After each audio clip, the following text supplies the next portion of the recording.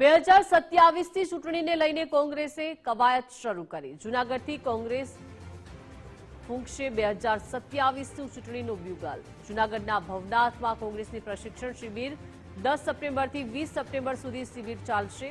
10 દિવસની પ્રશિક્ષણ શિબિરનો આવતીકાલે પ્રારંભ થવાનો છે। રાષ્ટ્રીય અધ્યક્ષ મલ્લિકાર્જુન ખડગેના હસ્તે પ્રારંભ થશે। 2 દિવસ રાહુલ ગાંધી પણ શિબિરમાં જોડાય તેવી શક્યતા છે। મહાનગરો અને જિલ્લા કોંગ્રેસ પ્રમુખોને માર્ગદર્શન આપવામાં આવશે।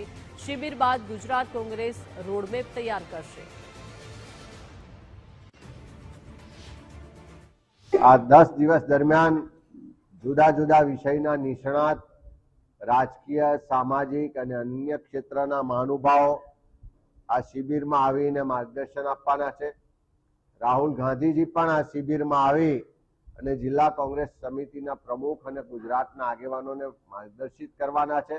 અને આ 10 દિવસના તાલીમ શિબિરના માધ્યમથી આવનારા સમયનો એક રોડ મેપ સાથે ગુજરાત કોંગ્રેસનો એક એક કાર્યકર, એક એક આગેવાન ગુજરાતના લોકોના પ્રશ્નો માટે, ગુજરાતના લોકોની પ્રગતિ માટે, ગુજરાતના વિકાસ માટે અને જ્યાં પણ સરકાર દ્વારા અન્યાય, અત્યાચાર અને ભેદભાવનો સામનો લોકો કરી રહ્યા છે, જ્યાં જ્યાં યુવાનોનો અવાજ નથી સંભળાતો એનો અવાજ બનવાનું કામ કોંગ્રેસ કરશે। મિશન 2027ના સંકલ્પ સાથે અમે શરૂઆત કરી છે।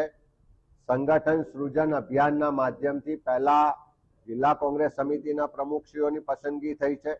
ત્યાર પછી તમામ આખા ગુજરાતમાં તાલુકા કોંગ્રેસ સમિતિના પ્રમુખશ્રીઓ, વોર્ડના પ્રમુખશ્રીઓ, શહેરના પ્રમુખશ્રીઓની પ્રક્રિયા પણ થઈ રહી છે અને થોડા દિવસમાં આખા ગુજરાતનું સંગઠનની નવી નિમણૂકો સાથે અમે લોકો વચ્ચે જઈ રહ્યા છે।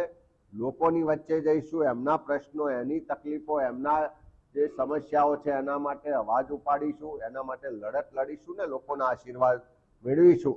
પણ મિશન 2027ની શરૂઆત આ સંકલ્પ શિબિરના માધ્યમથી થવા જઈ રહી છે।